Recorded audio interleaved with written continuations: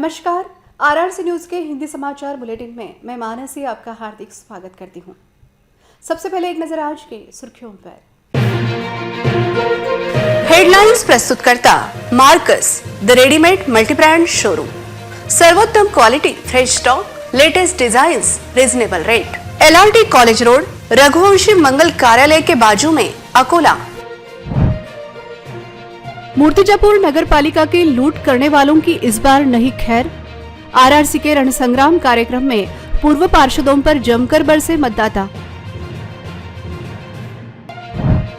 बार्शी टाकली में करोड़ों रुपए की जलापूर्ति योजना लागू, लेकिन आज भी पेयजल के लिए दर दर भटक रहे नागरिक। रणसंग्राम कार्यक्रम में नगर पंचायत के भ्रष्टाचार पर उठे सवाल। खामगांव मार्केट कमेटी के चुनाव में भाजपा व कांग्रेस एक साथ। महिला संचालक के अपहरण की शिकायत के बाद खामगांव मार्केट कमेटी में तगड़ा बंदोबस्त। नामांकन प्रक्रिया आरंभ होने के बाद भी तय नहीं हो पा रहे उम्मीदवारों के नाम। 17 नवंबर के बाद ही उम्मीदवार तथा गठबंधन की स्थिति होगी स्पष्ट। बिहार विधानसभा चुनाव में महाराष्ट्र के सुपुत्र को करना पड़ा हार का सामना। खाकी से खादी तक का सफर रहा नाकामयाब। अब समाचार विस्तार से। विगत 15 वर्षों से मूर्तिजापुर नगर परिषद की खुलेआम लूट की गई। बावजूद इसके हम स्वच्छ प्रतिमा के धनी हैं, यह जनता को दिखाने का प्रयास सभी पूर्व पार्षद तथा नगराध्यक्ष कर रहे हैं। नगर परिषद में किसने लूट मचाई, इस पर चर्चा करने के लिए कोई तैयार नहीं है, ऐसा स्पष्ट आरोप मूर्तिजापुर के नागरिकों ने लगाया। आरआरसी के रणसंग्राम कार्यक्रम को मूर्तिजापुर में भी जोरदार प्रतिसाद मिला। पिछले कार्यकाल में सत्ताधारी पक्ष का नगराध्यक्ष होने के बाद भी 4 विरोधकों को 3-3 महीनों के लिए उपनगराध्यक्ष पद बांटा गया। यह इतिहास मूर्तिजापुर नगर पालिका के नाम पर है। इसके जरिए अपनी कुर्सी बचाकर रखने का जोरदार प्रयास किया गया। नगर पालिका के बांधकाम विभाग में ठेकेदारी भी नगर सेवकों के रिश्तेदारों ने लेकर भ्रष्टाचार करते हुए निकृष्ट दर्जे के काम कर रख दिए हैं।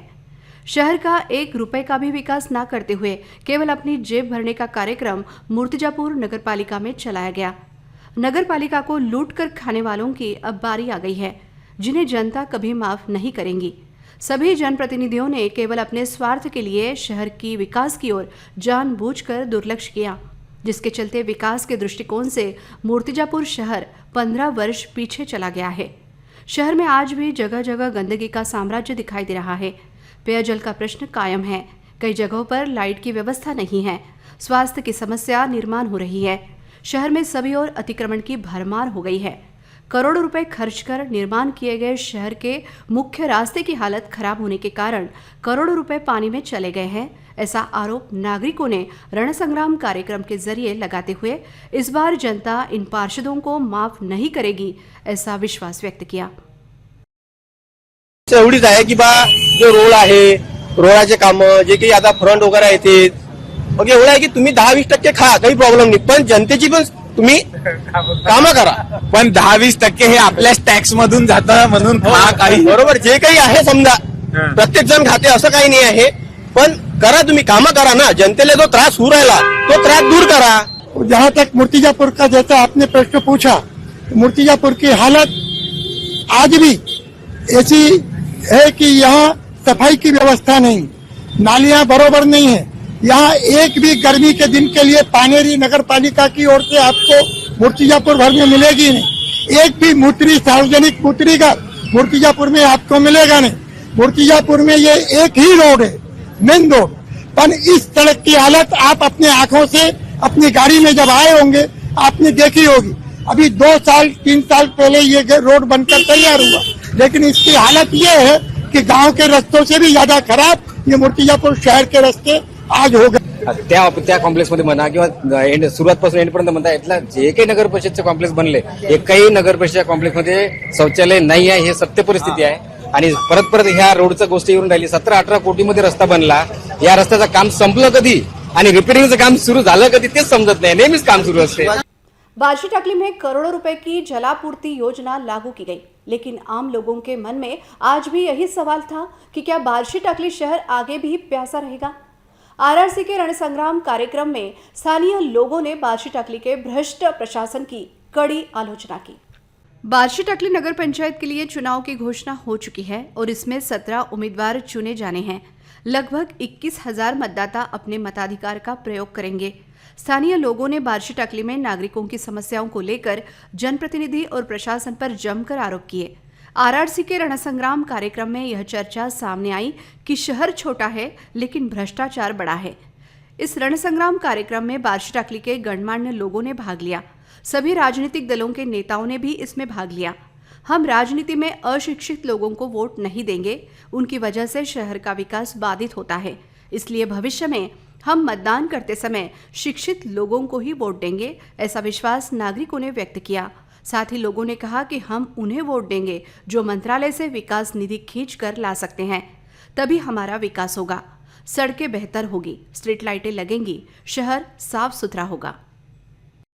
1 ऑगस्ट 2015 पासून बार्शी टाकली ग्रामपंचायतचे रूपांतर नगरपंचायतमध्ये झालेले आहे। राज्य शासनाने कमीत कमी अंदाजे 150 कोटी रुपये बार्शी टाकली शहर विकास करिता आतापर्यंत दिलेले आहे, परंतु राज्य शासनाचे आणि जे नगरपंचायतचे जे भ्रष्ट अधिकारी आहे यांचे खाबुगिरीमुळे बार्शी टाकली शहराचा विकास झालेला नाही। बार्शी टाकली नगरपंचायत 2ची समजा 2 वार्ड क्रमांकामध्ये कोणतंही काम झालेलं नाही आहे। सध्या तिथं हापशा बंद पडलेल्या आहेत आणि रस्त्याची दुरुस्ती झालेली आहे। रस्त्याच्या मधोमधी त्या हापशीमध्ये आता रस्ता आलेला आणि त्याच्यामध्ये खाली भांड पण लागत नाही। 6 महिन्यापासून यांनी पाईपलाईन टाकलेली आहे आणि रस्त्याचे नाल्याचे काम कोणतेच झालेले नाही आहेत। सर, यहाँ का जो काम हुआ जब से इलेक्शन नहीं हुए, जब से तो बहुत ही बेकार काम हो गया। यानी अधिकारी लोग यहाँ की सुनने को तैयार नहीं। इलेक्ट्रिक वाले के पास में जाओ, ताड़े साहब के पास, क्या भाई वो लाइट लगाओ, तो बोलते हमने अभी बिल्कुल पैसे नहीं दिए वहाँ पर, तो लाइट कहाँ से आएंगी। इतनी कंप्लेन है ताड़े साहब की कि मैं बता नहीं सकता। उनको 2-2 पोस्टिंग दे के रखे, मैं 10-10 होगा तो इनको बोल रहा क्या, उनको कोई भी एक पोस्टिंग पे रखो, एक तो टाकली में रखो, तो बाहर को रखो।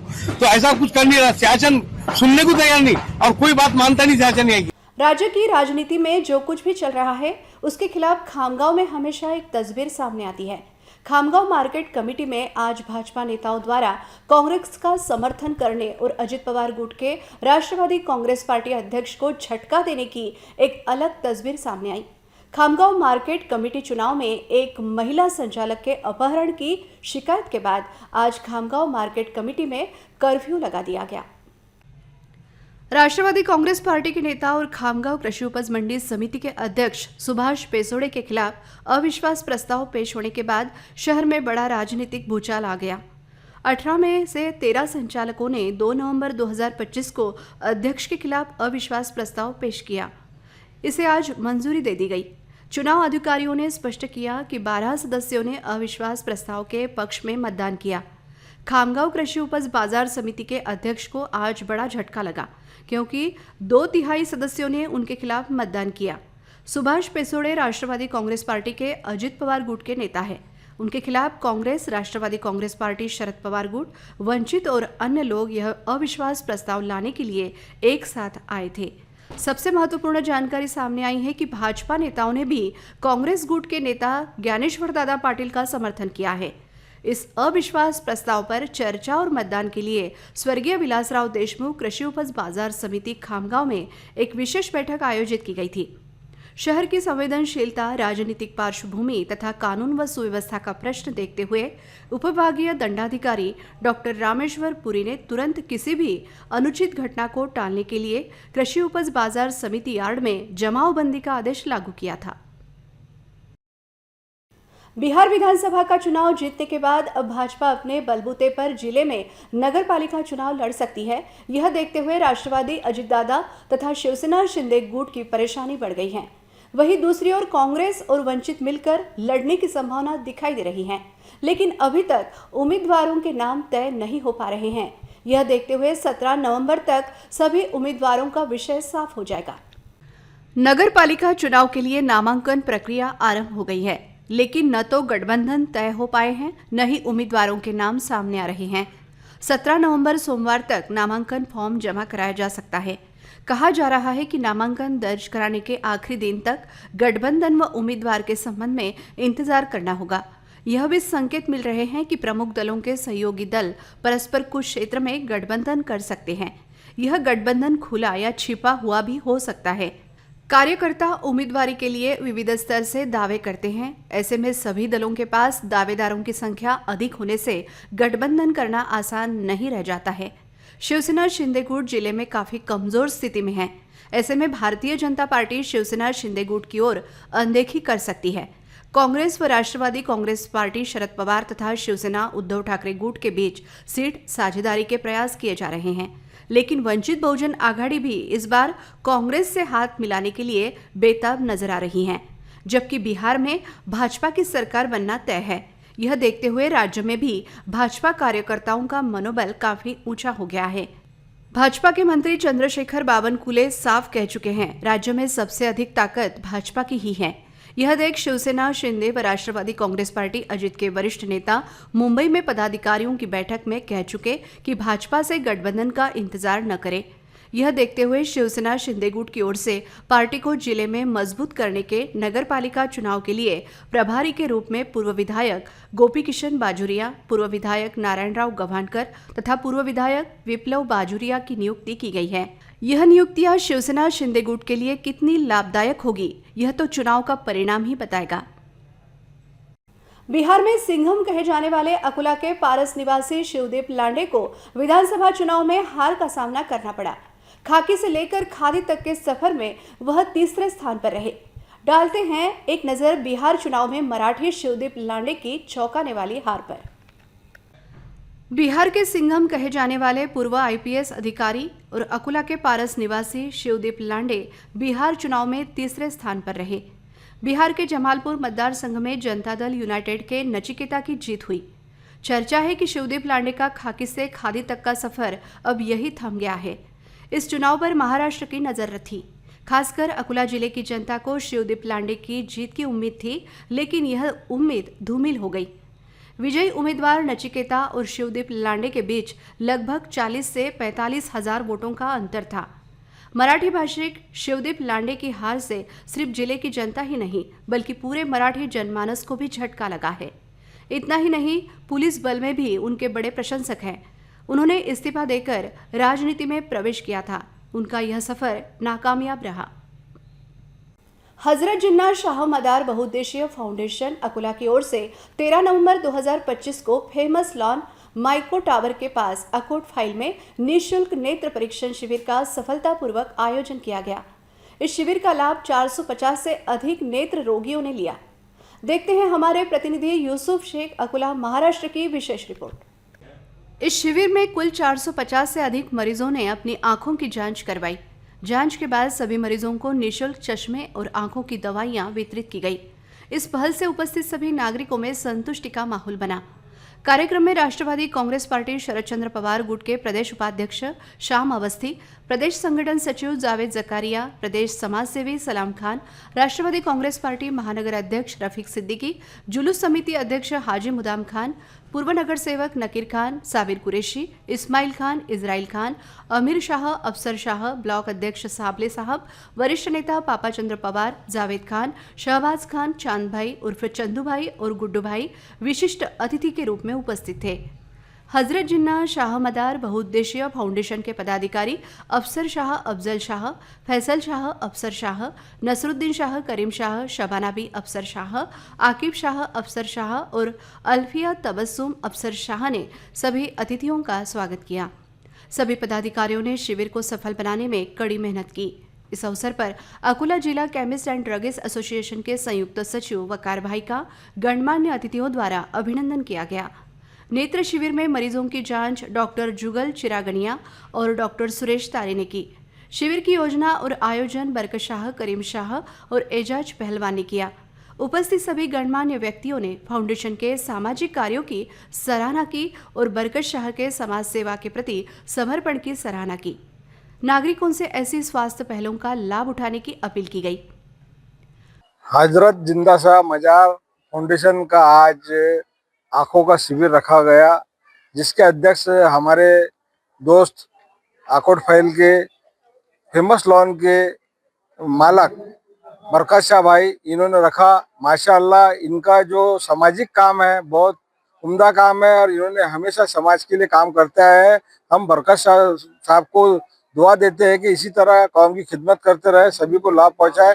आज के इस प्रोग्राम में 300 से 400 लोगों ने जो शिविर में भाग लिया, उनको चश्मे का वाटप, ऑपरेशन का और दवाई फ्री का चेकअप का वाटप किया गया। और इसी तरह सभी मेहमान हमारे जो दोस्त है इस कार्यक्रम में आए, सलाम भाई, जावेद भाई और मेरे नेता श्याम भाऊ अवस्थी, मेरे दोस्त एजाज भाई, सभी को मैं तहे दिल से शुक्रिया अदा करता हूँ। और हमें बुलाया बरकत भाई ने, उनका भी शुक्रिया अदा करता हूँ।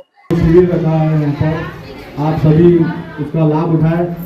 और यहाँ पे आए हुए मेहमान हमारे रफीक चचा, श्याम अवस्थी जी, इसराइल चचा, हमारे जिम्मेदार यहाँ पे बरकत भाई के चचा, हमारे एजाज चचा, इन सभी का यहाँ पे इस्तेकबाल हुआ। अल्लाह का शुक्र है, अल्हम्दुलिल्लाह। आप लोगों की दुआओं का असर है ये, जो आज अल्लाह ने इस मुकाम पे खड़ा करा है। मेरी आप लोगों से दरख्वास्त है, और भी बहुत सारे प्रोग्राम होंगे ऐसे, जिसके अंदर जो गरीबों के लिए, मिस्किनों के लिए सहूलत मिल जाती है, उसके अंदर तो लेना चाहिए हर इंसान ने। थानेदार साहब भी यहाँ पे आए हुए हैं, थोड़ा सा बिजी है। मेरे दोस्तों, बुजुर्गों और साथियों, मैं ज़्यादा कुछ तो नहीं कहना चाहूँगा, बस इतना ही बोलूँगा कि आप लोग दुआ में याद रखें। हम सब आपकी ताकत है, आपकी खिदमत के वास्ते अल्लाह ने खड़ा करा है। जो भी जी जान से जो मेहनत रहेगी, जिस भी तरीके से, जिस भी लाइन की, हम लोग इंशाअल्लाह कोशिश करेंगे, करते रहेंगे। दुआ में याद रखो। अल्लाह हाफिज़।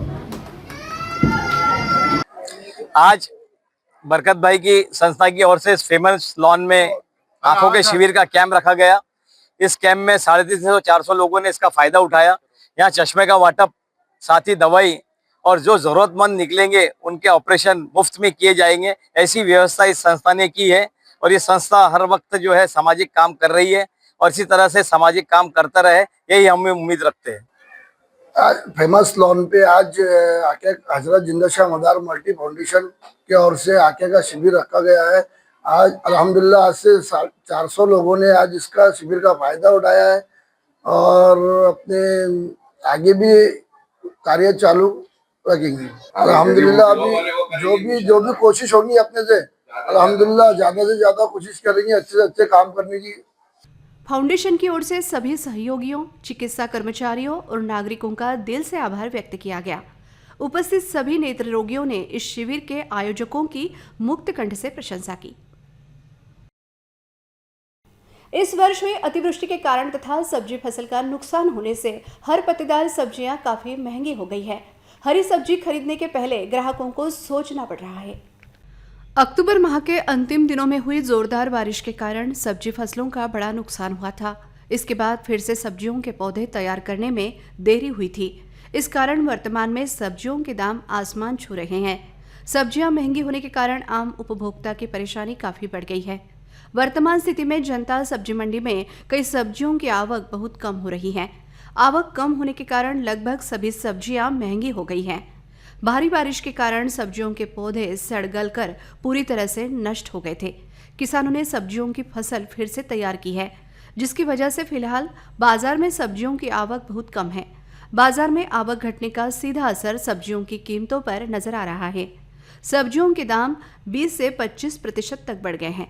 फिलहाल मंडी में टमाटर 40 रुपए किलो, बैंगन 60 रुपए किलो, चौली फली 80 रुपए किलो, पत्ता गोभी 40 रुपए किलो, पालक 120 रुपए किलो, मेथी 100 रुपए किलो, सहजन की फली 150 रुपए किलो के हिसाब से बिक रही है। सब्जियों के दाम आसमान में पहुंचने की वजह से महिलाओं की किचन का बजट बिगड़ गया है। सध्या परिस्थिती अशी आहे की ठोकमध्ये माल मिळत नाही आहे आणि चिल्लरमध्ये माल खपत नाही आहे। ठोकमध्ये आम्ही ज्या भावात माल आणत आहे त्याच भावात चिल्लरमध्ये पण आमचा माल सेल नाही होत आहे। आमच्या मार्केटची परिस्थिती खूप वाईट आहे। परिस्थिती अशी आहे की ठोकमध्ये माल मिळत नाही, कारण मागे झालेल्या अवकाळी पावसामुळे शेतकऱ्यांचे खूप नुकसान झालेले आहे। शेतकऱ्यांनी जे नुकसान सोसावे लागत आहे तेच आम्ही व्यापाऱ्यांवरही तेच परिस्थिती आहे, नुकसान सोसायची। आम्हाला माल मिळत नाही आहे। आज जो परिस्थिती अशी आहे की अजून आमच्या अकोला शहरात अशी एक गल्ली नाही आहे की तिथे भाजीपाले दुकान लागले नाही आहे। जागोजागी अतिक्रमणमध्ये लोकांनी भाजीपाल्याची दुकानं लावलेली आहेत। त्याच्यावर प्रशासनाचे कोणतेच लक्ष नाही आहे की बा समोरचा माणूस कुठे दुकान लावून राहिला. जागोजागी अशी एक गल्ली नाही अकोला शहरातली की तिथे भाजीची दुकान नाही आहे. याच्याकडे मनपा प्रशासनाने लक्ष देऊन त्या लोकांवर कारवाई करावी अशी विनंती करतो. अकोला के रेल यात्रियों को अधिक सुविधाएं प्रदान करने के लिए रेल मंत्री अश्विनी वैष्णव और रेलवे बोर्ड ने अमृत भारत एक्सप्रेस को त्रिसाप्ताहिक करने का महत्वपूर्ण निर्णय लिया है. रेलवे के इस निर्णय से यात्रियों को बेहतरीन सुविधा प्राप्त हुई है. रेलवे मंत्रालय के लिए गए नए निर्णय के अनुसार उधना बेरहामपुर उधना अमृत भारत एक्सप्रेस गाड़ी क्रमांक 190-21 तथा 190-22 अब साप्ताहिक के बजाय त्रिसाप्ताहिक चलेगी. यह ट्रेन अब उधना से रविवार, बुधवार और शुक्रवार को तथा ब्रह्मपुर से सोमवार, बुधवार और शुक्रवार को प्रस्थान करेगी. इस ट्रेन को पलासा, विजयनगरम, रायगढ़, टिटलागढ़, रायपुर, नागपुर, भुसावल, अकोला, नंदुरबार में स्टॉपेज दिया गया है. यह ट्रेन उड़ीसा और गुजरात राज्यों के बीच यात्रा को अधिक सुविधाजनक और तेज बनाएगी और यह ट्रेन स्थानीय अर्थव्यवस्था और पर्यटन को बढ़ावा देगी, जिसे देखते हुए अकोला महानगर के यात्रियों ने रेल मंत्री अश्विनी वैष्णव के आभार व्यक्त किए हैं. बिहार विधानसभा चुनाव में भाजपा और एनडीए को स्पष्ट बहुमत मिलने से अमरावती के भाजपा कार्यकर्ताओं में उत्साह का माहौल है. वहीं पूर्व सांसद नवनीत राणा ने इस जीत पर खुशी जताई.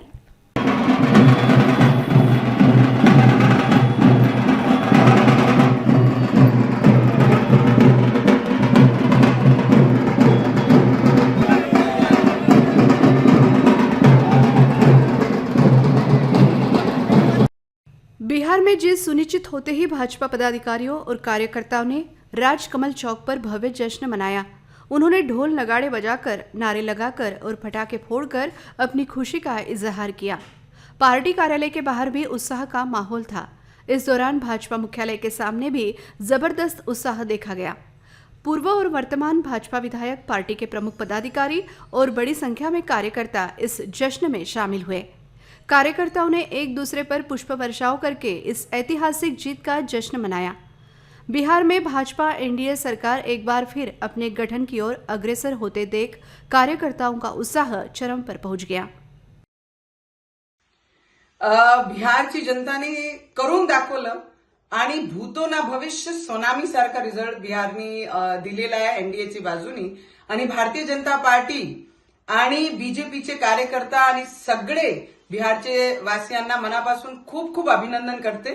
त्यांनी दाखवून दिलं आहे की देशाबद्दल असणारे प्रेम आणि देशाबद्दल असणारी जे इमानदारी आहे त्याच्या बाजूनी बिहारची जनता आणि या देशाची जनता त्यांच्या मागे राहणार आहे आणि ते रिझल्ट त्यांनी दिलेला आहे. पण काँग्रेसियांना आणि काँग्रेसवासियांना आणि जे उद्धव ठाकरेजी महाराष्ट्रामध्ये जी ईव्हीएमचे रोने रोत आहे, मोर्चे काढताय, मंचावर जात आहे, भाषणं करतात आहे, त्यांना माझी एकच सल्ला आहे की बिहारमध्ये पाहून घ्या की काँग्रेसची कशी परिस्थिती झालेली आहे. कुठलेही राहिले नाहीये काँग्रेसचे लोक. तर आता तरी सुधरा आणि ईव्हीएमचं रोना सोडा आणि ग्राउंडवर उतरून लोकांचे समस्या जाणून घ्या आणि त्याच्यावर काम करा. नाही काहीतरी त्याच बसून बिहारचं रिझल्ट तरी पाहून घ्या. ही काँग्रेस आणि त्यासोबत जेवढे घटक पक्ष आहेत त्यांना चांगल्या प्रकारे मारलेली आहे. आज तुम्ही पाहिलं एनडीएचे बहुमत आणि प्रचंड बहुमताने मोदीजींचा चेहरा, अमित शहाजींचा चेहरा आणि आमच्या राज्याचे मुख्यमंत्री देवेंद्र फडणवीस हे सुद्धा स्टार प्रचारक होते. आज मोदीजींवर विश्वास ठेवून, अमित शहाजींच्या रणनीतीवर विश्वास ठेवून ज्या पद्धतीनं एनडीएला बहुमत मिळालेलं आहे आणि काँग्रेसचं डिपॉझिट जप्त झाले. या ठिकाणी ईव्हीएम मशीनच्या माध्यमातून जेव्हा आरडाओरडा चालू होता त्या आरडाओरडामध्ये काँग्रेस आहे, उबाटा गट आहे, उद्धव ठाकरेंचा राज ठाकरे आहे, अनेक अशा गटांनी वारंवार ईव्हीएम मशीनचा उदो करून जेव्हा जेव्हा आरोप केले त्या सगळ्यांवर चपकार बसवण्याचं काम हे बिहारच्या जनतेने केलेलं आहे की लोकशाहीचा विजय, लोकहिताचा विजय आणि भाजपने केलेले कामं हे जमिनीपर्यंत लोकांपर्यंत पोचलेले आहे. त्या सगळ्या लोकांनी डोक्यावर घेऊन खऱ्या अर्थानं एनडीएचा विजय केलेला आहे, मोदींच्या विचाराचा विजय केलेला आहे आणि यासाठी मी मनापासून बिहारच्या जनतेचं अभिनंदन करीन. आणि आता तरी उद्धव ठाकरेंनी थोडं सुधारलं पाहिजे. आता तरी राज ठाकरे असो, उद्धव ठाकरेजी असो, शरद पवार गट असो, काँग्रेस असो, आज खऱ्या अर्थानं पूर्ण देशामध्ये हे ठरलेलं आहे की या देशाचा जर कोणी पप्पू आहे तो राहुल गांधीच आहे आणि महाराष्ट्राचा जर पप्पू आहे तो आदित्य ठाकरे आहे. अशा प्रकारचं बिहारच्या जनतेने यांना चांगल्या प्रकारे जागा दाखवली आहे. म्हणून खोटा प्रचार करून, विहन मशीनचा खोटा प्रचार करून कुठंतरी राजकीय रोट्या शेकल्या नाही पाहिजे. लोकतंत्राचा, लोकशाहीचा आदर केला पाहिजे, अशी उद्धव ठाकरेंना माझी सलाह आहे. अंत में एक नजर आज की सुर्खियों पर। हेडलाइंस प्रस्तुत करता Marcus the readymade multibrand showroom. सर्वोत्तम quality, fresh stock, latest designs, reasonable rate. LRT college road, Raghuvanshi मंगल कार्यालय के बाजू में, अकोला। मूर्तिजापुर नगर पालिका के लूट करने वालों की इस बार नहीं खैर। RRC के रणसंग्राम कार्यक्रम में पूर्व पार्षदों पर जमकर बरसे मतदाता। बार्शी टाकली में करोड़ों रुपए की जलापूर्ति योजना लागू, लेकिन आज भी पेयजल के लिए दर दर भटक रहे नागरिक। रणसंग्राम कार्यक्रम में नगर पंचायत के भ्रष्टाचार पर उठे सवाल। खामगांव मार्केट कमेटी के चुनाव में भाजपा व कांग्रेस एक साथ। महिला संचालक के अपहरण की शिकायत के बाद खामगांव मार्केट कमेटी में तगड़ा बंदोबस्त। नामांकन प्रक्रिया आरंभ होने के बाद भी तय नहीं हो पा रहे उम्मीदवारों के नाम। 17 नवंबर के बाद ही उम्मीदवार तथा गठबंधन की स्थिति होगी स्पष्ट। बिहार विधानसभा चुनाव में महाराष्ट्र के सुपुत्र को करना पड़ा हार का सामना। खाकी से खादी तक का सफर रहा नाकामयाब। खबरों के लिए देखते रहिए RRC न्यूज। 2,40,000 दर्शकों ने RRC डिजिटल अकोला का यूट्यूब चैनल सब्सक्राइब किया है, तो आप किसका इंतजार कर रहे हैं? आप भी सब्सक्राइब करें और बेल आइकॉन क्लिक करके RRC की खबरें लगातार देखें। फिर मिलते हैं शहर की ताज़ा जानकारी और महत्वपूर्ण घटनाओं के साथ। नमस्कार।